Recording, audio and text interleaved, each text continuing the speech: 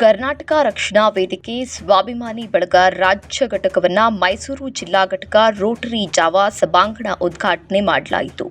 ಚಾಮುಂಡೇಶ್ವರಿ ವಿಧಾನಸಭಾ ಕ್ಷೇತ್ರದ ಮಾಜಿ ಸಚಿವ ಹಾಗೂ ಶಾಸಕರಾಗಿರುವಂತಹ ಜಿಟಿ ದೇವೇಗೌಡ ಹಾಗೂ ವಿಧಾನ ಪರಿಷತ್ ಸದಸ್ಯರಾಗಿರುವಂತಹ ಸಿಎನ್ ಮಂಜೇಗೌಡರಿಂದ ತಾಯಿ ಭುವನೇಶ್ವರಿ ಪುಷ್ಪಾರ್ಚನೆ ಮಾಡಿ ದೀಪ ಬೆಳಗಿಸಿ ಉದ್ಘಾಟನೆ ಮಾಡಿದರು. ಇನ್ನು ಇದರ ನಂತರ ಶಾಸಕರಾದಂತಹ ಜಿಟಿ ದೇವೇಗೌಡ ಅವರು ಮಾತನಾಡಿ, ಕನ್ನಡ ಪರ ಸಂಘಟನೆಗಳು ಹುಟ್ಟಿಕೊಂಡಷ್ಟೇ ವೇಗವಾಗಿ ಮರೆಯಾಗುತ್ತಿರುವುದು ಕಾಣುತ್ತಿವೆ ಎಂದು ವಿಷಾದ ವ್ಯಕ್ತಪಡಿಸಿದ್ದಾರೆ. ಸಂಘಟನೆ ಆಯ್ತಿದ್ದಂಗೆ ಇವ್ರನ್ನ ಯಾರನ್ನ ಯಾವ ರೀತಿ ಹೊಡಿಬೇಕು ಅಂತ ನೇರವಾಗಿ ಹೊಡೆಯಕ್ಕಾಗಲ್ಲ. ಅವ್ರಿಗೆ ನಿಮ್ಮಲ್ಲಿ ಇರೋವನ್ನೇ ಪಕ್ಕದಲ್ಲಿ ಇರೋವನ್ನ ನೀನು ಅಧ್ಯಕ್ಷ ಆಗು, ನೀನ್ ಯಾಕೆ ಬಿಟ್ಬಿಟ್ಟು ಕೂತಿದ್ಯಾ, ಅವನು ಬೆಳೀತಾ ಇದ್ದಾನೆ, ನೀನ್ ಬೆಳಿಬೇಕು ಅಂತ ಮಾಡ್ತಾರೆ. ನೋಡಿ, ನಮ್ಮಲ್ಲಿ ಇರ್ತಕ್ಕಂಥದ್ದನ್ನೇ ಹೊಡೆಯಕ್ಕೆ ನೋಡ್ತಾರೆ. ಇದನ್ನ ಬಹಳ ಕಾಪಾಡ್ಕೊಂಡು ಹೋಗ್ತಕ್ಕಂಥ ಜವಾಬ್ದಾರಿ ಒಬ್ಬ ನಾಯಕ. ನಮ್ಮ ನಾಯಕ ನಾವೇನೇನು ಸಂದೇಶ ಕೊಡ್ತಾರೆ ತಮ್ಮದು ಅಂತಕ್ಕಂಥ ಒಪ್ಕೊಂಡು ನಾವು ಮಾಡಿದಾಗ ಮಾತ್ರ ನಾವು ಸಕ್ಸೀಡ್ ಆಗ್ಲಿಕ್ಕೂ ಸಾಧ್ಯ, ಗುರಿ ಮುಟ್ಲಿಕ್ಕೂ ಸಾಧ್ಯ ಆಗ್ತದೆ, ಜನರ ಮೆಚ್ಚುಗೆ ಕೂಡ ಪಾತ್ರರಾಗ್ತೀರಿ.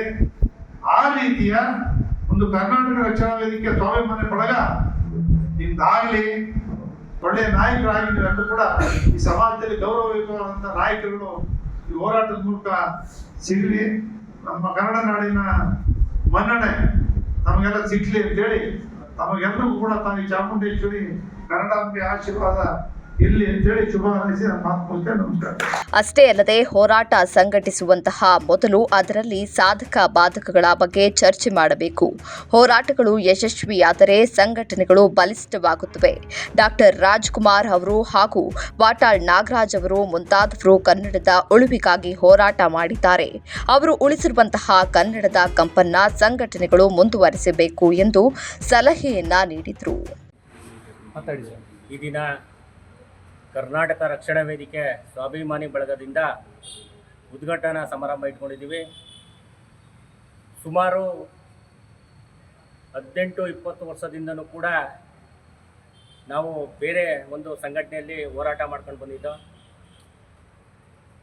ನಮ್ಮ ಉದ್ದೇಶ ಏನು ಅಂದರೆ ನಾಡು, ನುಡಿ, ಜಲ, ಭಾಷೆ ಹಾಗೂ ದೀನ ದಲಿತರ, ಕಾರ್ಮಿಕ, ಶೋಷಿತ ಪರ ಹೋರಾಟ ಮಾಡ್ಕೊಂಡು ಬಂದಿದ್ದೀವಿ. ಎಲ್ಲಿ ಅನ್ಯಾಯ ಇದೆ ಅಲ್ಲಿ ನಮ್ಮ ಸಂಘಟನೆ ನ್ಯಾಯ ಕೊಡಿಸುವ ಒಂದು ನಿಟ್ಟಿನಲ್ಲಿ ಹೋರಾಟವನ್ನು ಮಾಡಿ ಅವರಿಗೆ ನ್ಯಾಯ ಸಿಗುವಂತೆ ಇವತ್ತು ಏನು ನಮ್ಮ ಕರ್ನಾಟಕ ರಕ್ಷಣಾ ವೇದಿಕೆ ಸ್ವಾಭಿಮಾನಿ ಬಳಗ ಹೋರಾಟ ಮಾಡ್ಕೊಂಡು ಬಂದಿದ್ವಿ, ಅದೇ ರೀತಿ ಮುಂದೇನೂ ಕೂಡ ನಮ್ಮ ಉದ್ದೇಶ ಒಂದೇ. ಎಲ್ಲಿ ಅನ್ಯಾಯ ಇರುತ್ತೆ ಅಲ್ಲಿ ನ್ಯಾಯ ಸಿಗುವ ಹಾಗೆ ಒಂದು ಹೋರಾಟವನ್ನು ಹಮ್ಮಿಕೊಂಡು ಬಂದಿದ್ದೀವಿ.